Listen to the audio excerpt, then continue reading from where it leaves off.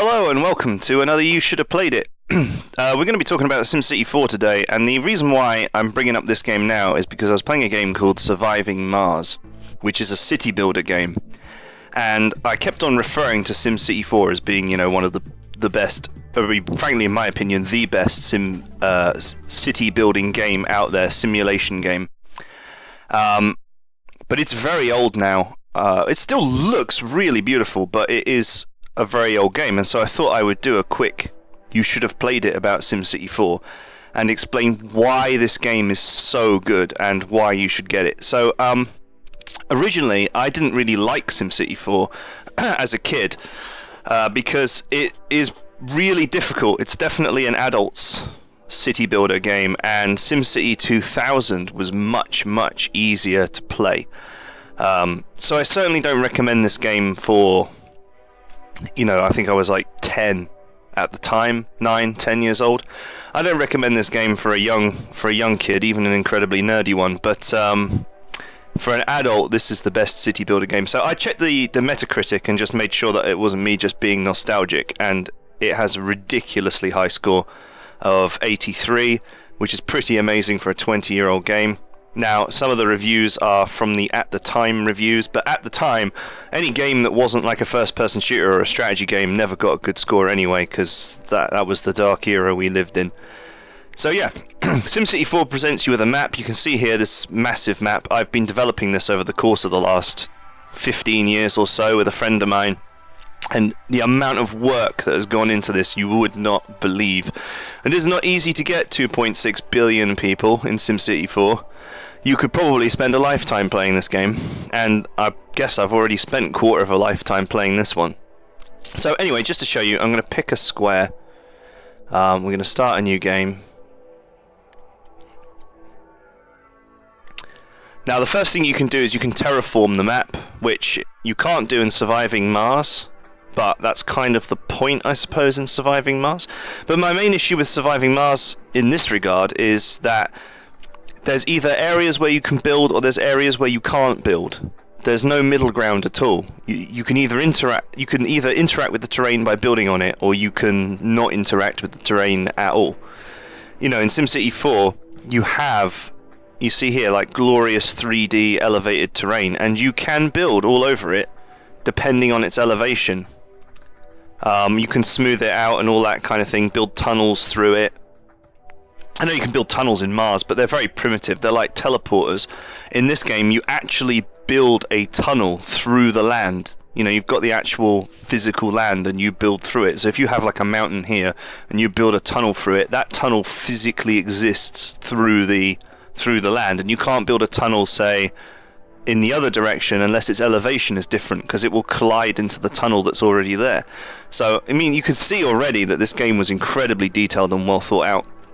So anyway, on the toolbars here, we can add trees and change the elevation and remove the abnormalities from the side if we edit the sides.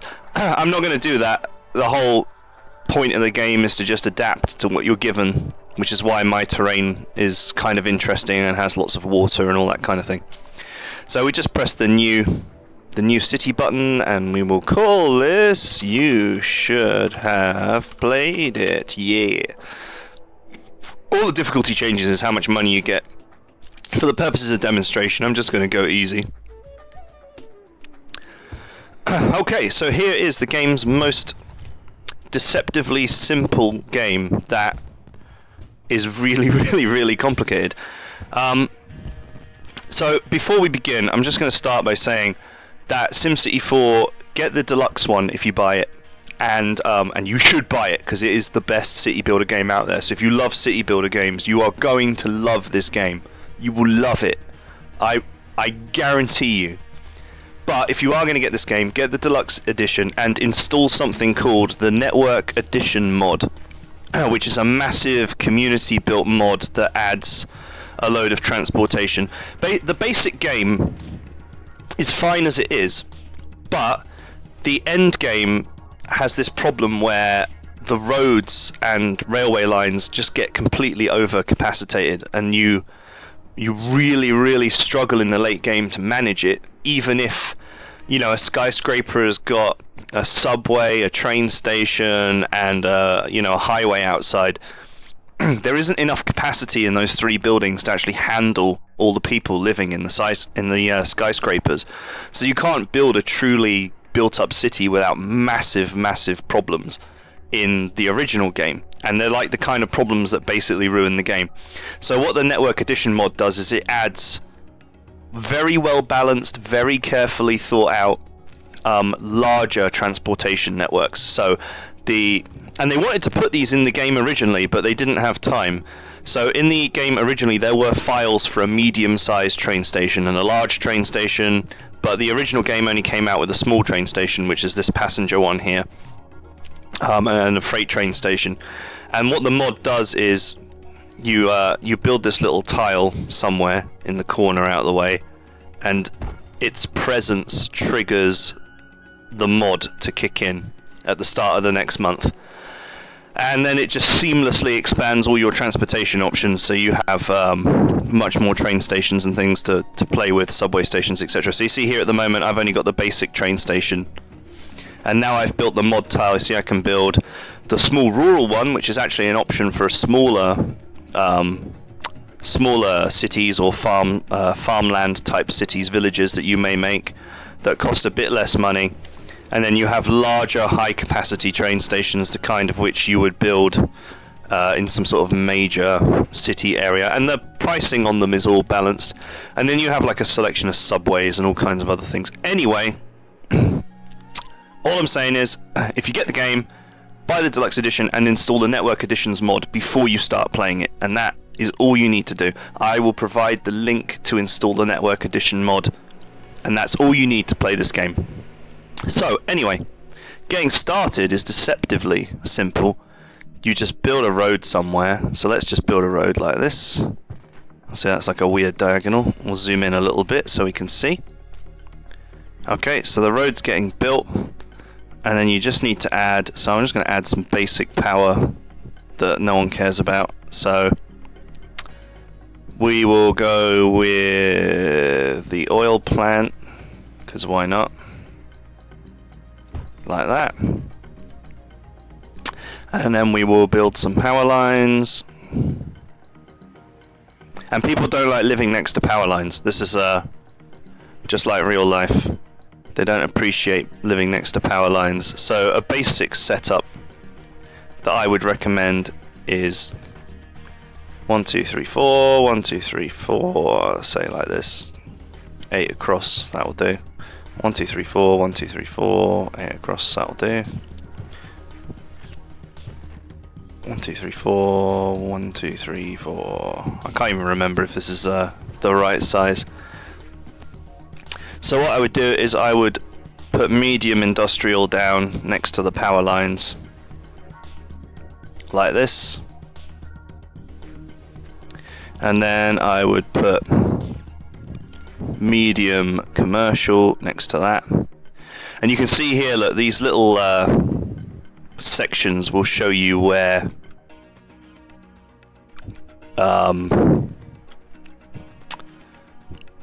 the commerce buildings will point at. I think 3x3 is the largest a building can possibly be, but we want lots of different sizes so that various businesses will move in. And then finally we want medium density residential. I'm not going straight for the high density stuff because I can't support it. So there's no reason to do that. Okay, that'll do for now. And then what happens is, and it really is a very pretty game. Even now, this is a 20-year-old game and it looks really good for what is essentially a faux 3D game. It's a 3D game with like really intimate texturing. I mean, look, they've really put the effort into each little individual building. You know, there's even a little guy there friggin' building the building. So even by today's standards, this game looks very nice. You might say it's an indie game, but it has all the care and attention of a AAA game. So industry will move in first because they just want somewhere to build and pollute, basically.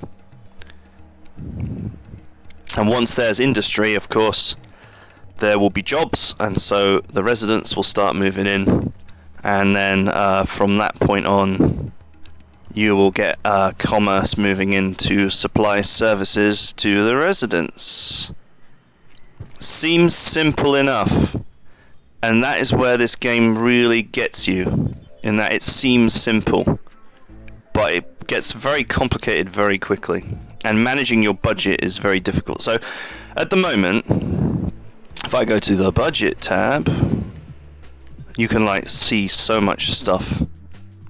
So here's the budget tab, monthly budget, and you can see here I'm making 150 in tax, which is alright for now, and I'm losing 600 because of the power station.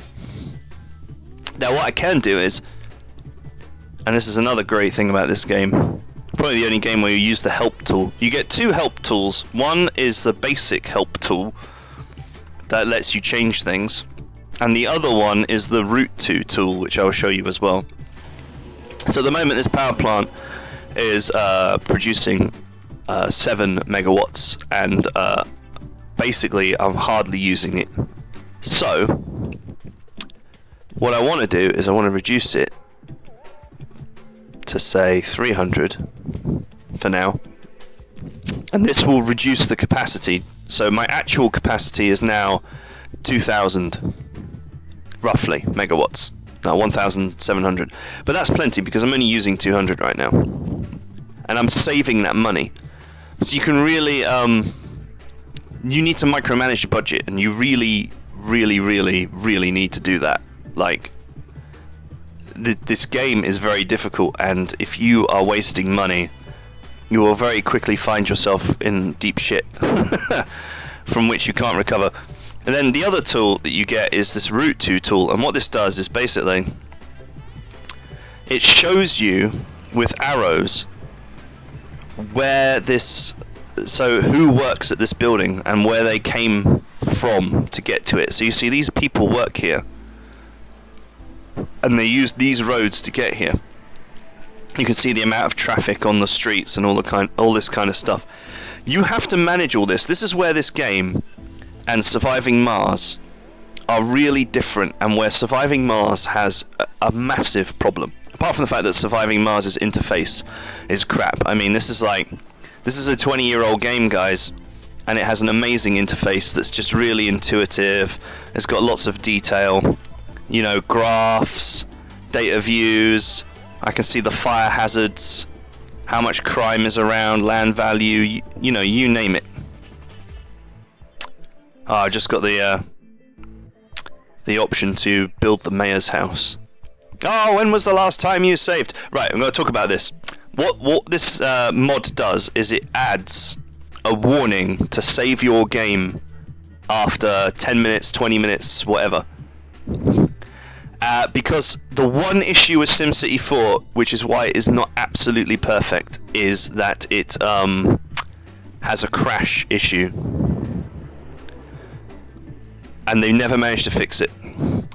The game can just randomly crash to the desktop. It's pretty rare, but not rare enough that you wouldn't want a mod to remind you that to save your game. I'd say the game crashes once every 8 or 9 hours, but this is the kind of game where you can sit down and lose 8 hours of your life in the blink of an eye. I mean, I don't even realise I've been playing this for 13 minutes. It just seemed like to disappear instantly for me. So anyway, going back to Surviving Mars, you know, all of this kind of stuff is missing, which would be incredibly useful, but the main point, or the main thrust of where I was going, is that Surviving Mars does not have any depth. It's got lots of resources, which is great, and it's got lots of, you know, buildings and things to do in terms of building up your colony, but it's not complicated. It has no depth. In this game, there's only one resource: money. That's it. But the game becomes dynamically difficult. So, you know, right now everything is working fine, but sooner or later people are going to be pissed off that there's no police, they're going to be pissed off that there's no fire department, etc, etc. But more than that, as people move in and you get successful, these roads are going to get absolutely flooded with people, and the roads have only got limited capacity. And once you start jamming up the roads, then things start to fall apart. So then you've got to go back and re-look at your road network, which then usually involves you demolishing things or adding more transportation options, which costs you more money, which means you need to expand other places to make money back, etc. The game is very dynamic. The difficulty builds up on you very quickly. And in Surviving Mars, this whole element that provides the end game, that provides the depth, is completely missing. It's not just that the interface in Surviving Mars is very primitive, it's that the gameplay is very primitive. It lacks the depth of SimCity. Now you see here my advisor here is crying about when was the last time you saved, which is pretty funny. But also, I have a warning here that I haven't got a fire station. Now this is quite cool in that if your advisor is warning you that you need something in particular, if you click the little thing, it actually provides you with the fire station so you can build it, see? It's showing me the coverage of the fire station. So if I just build this fire station here, and that he instantly turns blue to indicate that he's not really bothered by anything at the moment. Our medical advisor is happy at the moment. She always starts off happy because everyone who moves in is healthy, and you know, this area is covered in trees and is clean right now. But as you build up, she will probably be the most annoyed of your advisors at all times, because cities are not generally very healthy or very clean things. Right, so anyway, in the SimCity's list of things that make it great is also the fact that you link to other cities. And in fact, your city won't grow past a certain point. It's roughly about 20,000 to 30,000 people, unless you have links to other tiles. So anyway, this city is building up now, but what I have to do at some point is link it to the outside world. So what I can do is, if I build a road and take it to the edge of the map, it says, well, I like to create a connection to the Sim Nation. I put accept, yes. So now my city is linked to the outside world. Now there's no city in the tile to the right, so I won't get any benefit from this. But what it does is it means that people looking for work in the cities next to me will come to my city to work jobs, and people living in my city who find jobs that are more suitable for them in the city next door will go there to work, and people are more likely to move into an interconnected city. So I'm just gonna save this and exit to menu. I always forget which one it is. Exit to region, save and exit to region. And I'm just going to move to here's one I prepared earlier, just to show you the incredible depth of this game. So I have two massive cities. Grand Centonia is one and Pan Island is another. Pan Island was the one that I made a long time ago. Like, this is a 15-year-old city. It's one of the first ones I built. In fact, the first one I built was New Plateau, and then my friend San built this one, and I built Residonia and then moved along. This one I built about 8 years ago, and it's much bigger and much better. It's almost like a slice of my life here, showing my my thought process between when I was younger and now. So, if we look at this city, these roads, by the way, I've been building roads to smooth out the terrain, because the terrain here is really really harsh and really rugged for building on, so I've been trying to smooth it out. You can see here that parts of the city are built on hills, and sections of it have just had to stay where they are or be landscaped to fit. This is what I meant before, like Surviving Mars doesn't have any depth. There's no interacting with the terrain either. In this, terrain is something I can genuinely manage and build on and have to be careful about. And in Surviving Mars, I can build or I can't build, and that's it. So you can see here I'm using like double capacity roads and all this kind of stuff. Now, some of these buildings are debilitated, and I'll show you why. So you can see here, this skyscraper has got a problem. And I think the main problem is that people are struggling to get to jobs.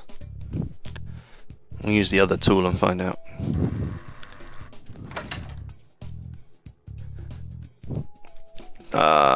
Garbage, school grade high, crime high. This is probably the reason why, crime high.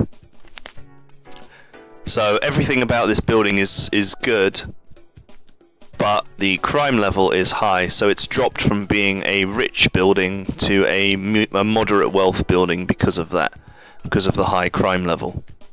You see how helpful these tools are for you to try and solve problems.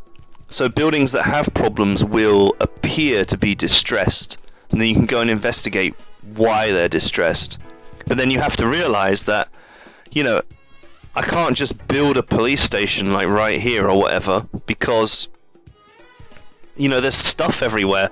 If I demolish this building to put a police station there, and I make this, you know, 93 people unemployed, then that might distress another building and cause a cascade of distress across the city, which I then have to try and fix. You know, you could lose a lifetime trying to work out what's going on in SimCity4, and that's a good thing. This is a good thing. You don't get to this point instantly. This is like years of work. But when you get to this point, it becomes really engaging. You're constantly going back to the things you've already built, try and work out what's going on with them.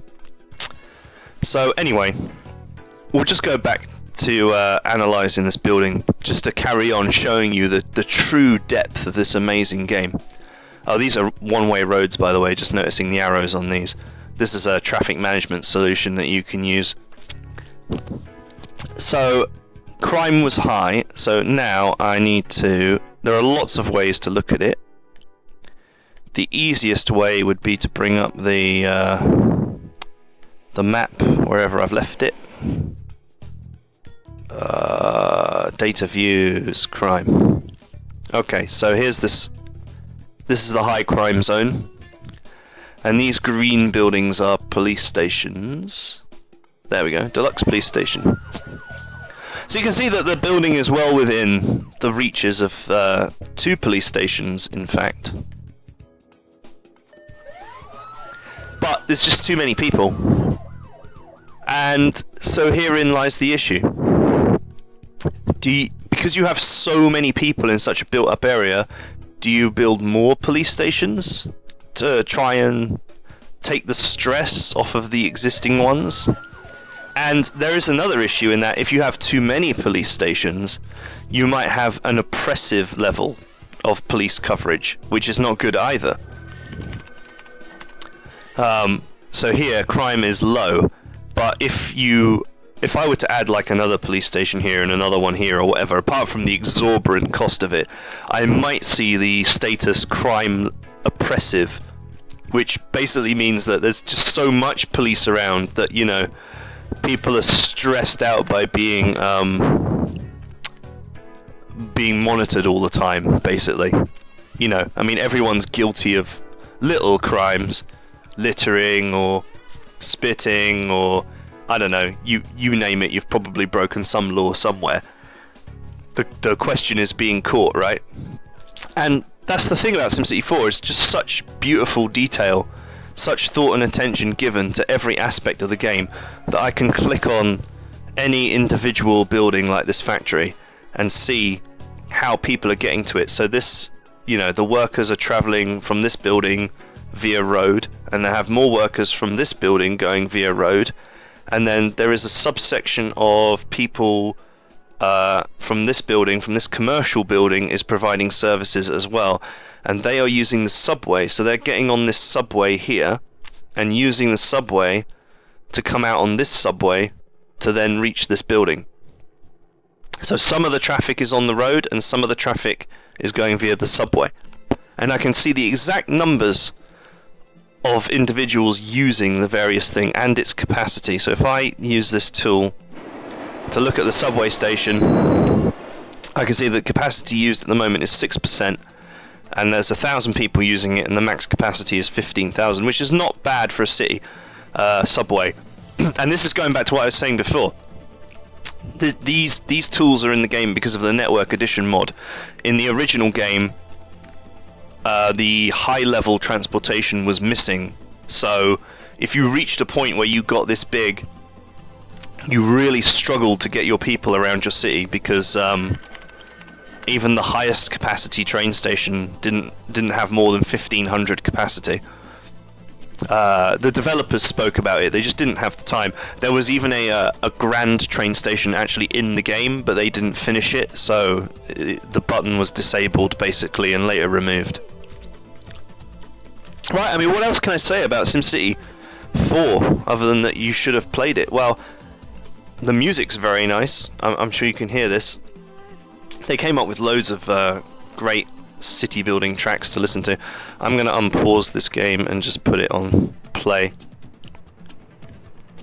at the risk of lagging, because there is a hell of a lot going on in this city and everything is individually modeled, which, you know, even a modern computer can be quite stressed out by a big game of SimCity4. I'm not even joking. You know, right down to the individual cars and such. Everything is modelled in painstaking detail. Oh, I forgot about the spaceport. You can zoom right out. You can also drive around your city and such in 3D, which is quite fun. That feature was added in Deluxe. In fact, I'll show you that. It's not great or anything. It's in fact very basic. But what do you want from a game that's modelling like 100 million things at the same time? E is up. Okay. Oh, there we go. We have liftoff.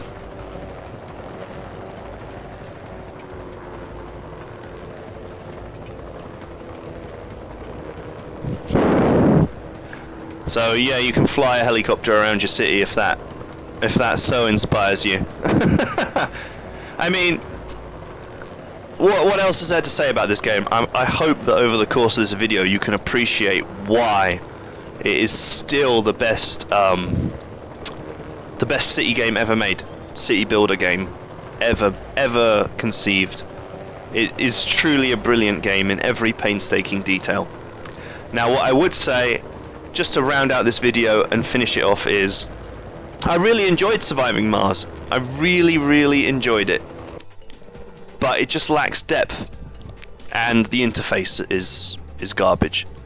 So I'm not saying that you shouldn't get that game, but if you've never played this game, you should absolutely get this game, because you will love it.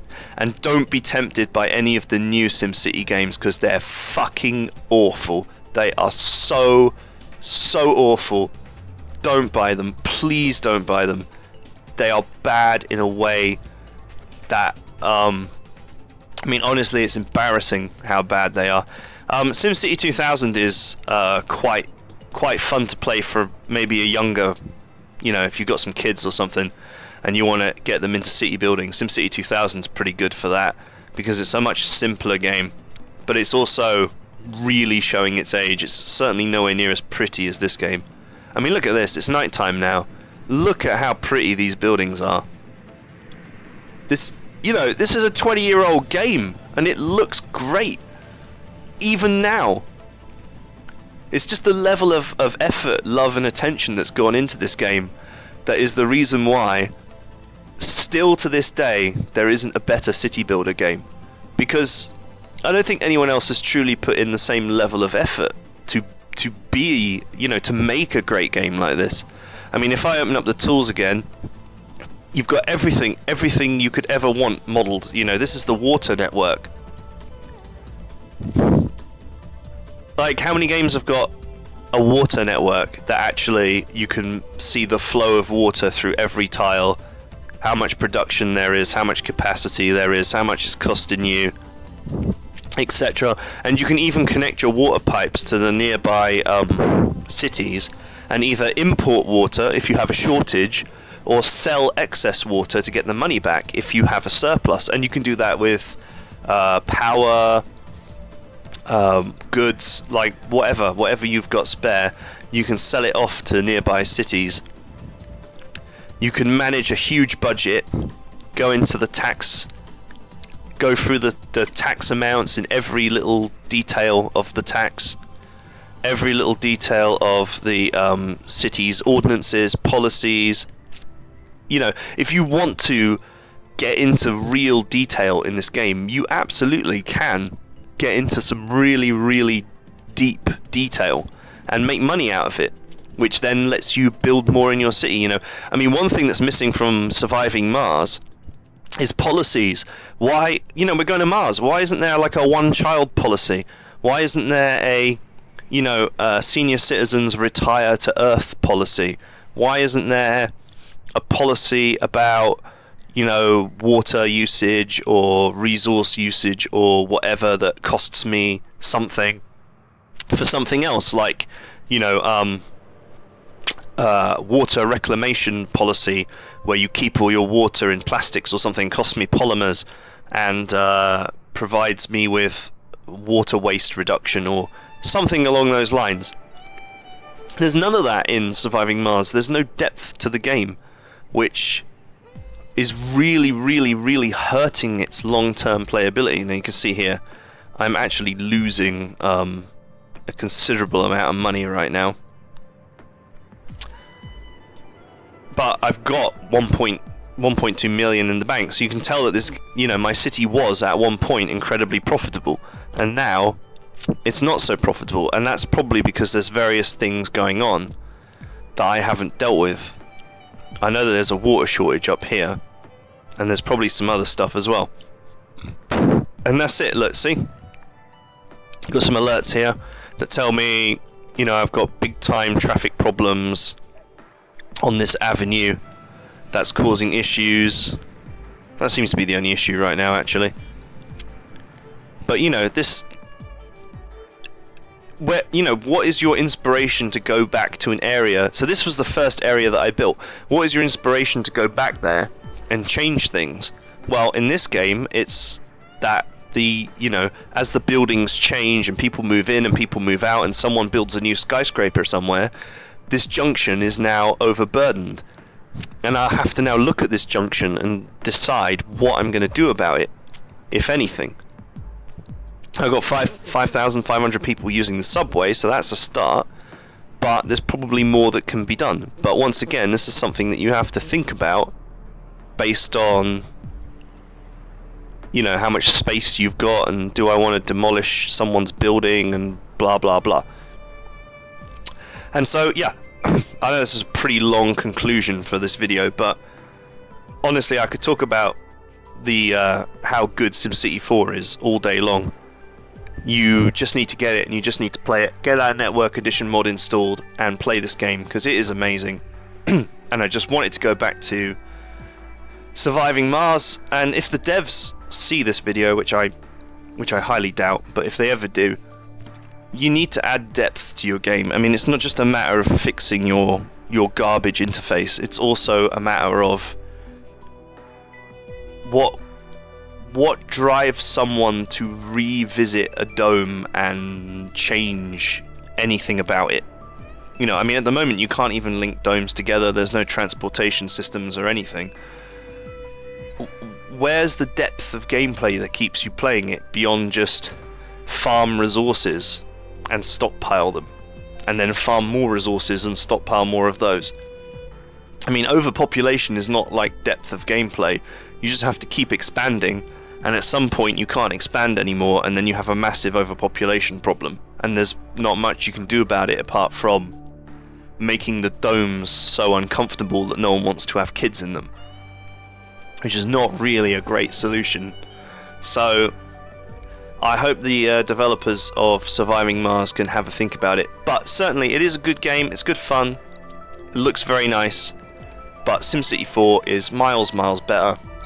And unfortunately, or fortunately, I don't know, unfortunately for me, because I've played SimCity4 to absolute death, and thus, you know, nothing in it is new to me anymore.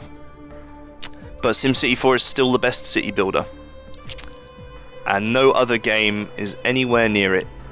Like, not even remotely near it. That's the sad part. I suppose Factorio in its own way is a very good game, but you know, and Without Oxygen's got some very interesting physics in it. But for a pure city building game, or city simulator, population managing game, whatever you want to call it, there is no better game than SimCity 4 to this day. It's 20 years old and it's still the best. And I genuinely, hand on heart, hope that someone out there will make a better game than this one. But I won't hold my breath, because it's going to take something really, really, really special to beat this game. Really special. So anyway, that's it for now. I hope you enjoyed this video. If you came here because of Surviving Mars, and you haven't played this game, do get it. If you came here just because you're my friend or whatever, and you've never played this game and you like city builders, get this game. Get it now. It's brilliant. You will thank me. And it's so old now, I think it costs like 10 quid. You will never spend a better tenner in your life. I must have had months and months of gameplay value out of this game. And that's it. Catch you guys later.